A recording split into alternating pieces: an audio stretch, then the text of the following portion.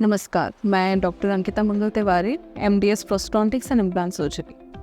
अकल दांत निकलवाने के बाद हमें किन बातों का ध्यान रखना चाहिए, आज इसी विषय पर मैं आपसे कुछ जानकारी शेयर करूंगी। जनरली अकल दाढ़ को हम लोकल एनेस्थीसिया यानी उस सिर्फ उतने एरिया को सुन करके निकालते हैं। कभी कभी कॉम्प्लिकेटेड केसेस में हम लोगों को इसमें जनरल एनेस्थीसिया भी देना पड़ सकता है।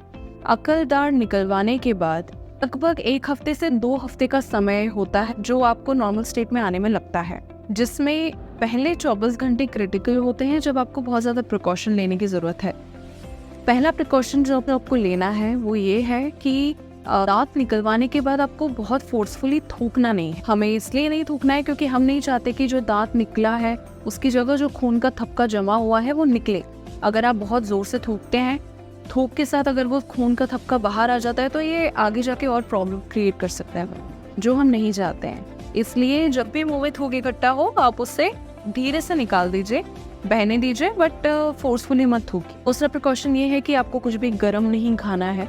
वो सेंसिटिव एरिया है, वहाँ पर अभी टाँके आए हुए हैं। आपको इस बात का ध्यान रखना है कि आप कुछ भी उसमें गर्म स्टिमुलस ना दें। चाय कॉफ़ी ठंडी करके पी, खाना ठंडा करके खाइए। थोड़ा सा लिक्विड डाइट लीजिए 2-3 दिन, उसके बाद आप सॉलिड्स पे आइए। जिस तरफ आपका एक्सट्रैक्शन हुआ है उस तरफ से ना खाएं, दूसरी तरफ जो कि सही है उस तरफ से खाएं। ठंडी सिकाई सूजन को कम करने में बहुत मदद करेगी। आप बर्फ़ की सिकाई करिए अपनी गाल पर, जिससे आपकी सूजन बहुत हद तक कम हो जाएगी। माउथ वॉश का यूज़ करना बहुत ज़रूरी हो जाता है। टाँकों वाली जगह को इन्फेक्शन फ्री रखना।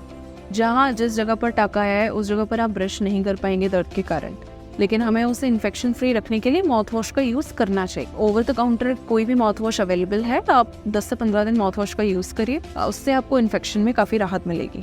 पेन किलर्स का यूज़, अकल दाढ़ निकलवाने के बाद हम आपको पेन किलर प्रेस्क्राइब करते हैं, सूजन कम करने की दवाई प्रेस्क्राइब करते हैं और कभी कभी एंटीबायोटिक्स भी देते हैं। इन सभी गोलियों का सेवन करना है, अवॉइड नहीं करना है।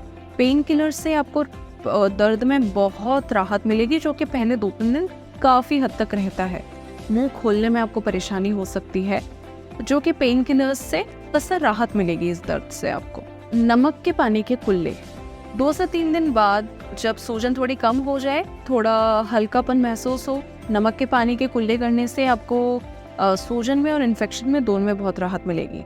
अकल दाढ़ निकलवाने के बाद 1 हफ्ते के बाद हम उसे रिव्यू करना चाहेंगे।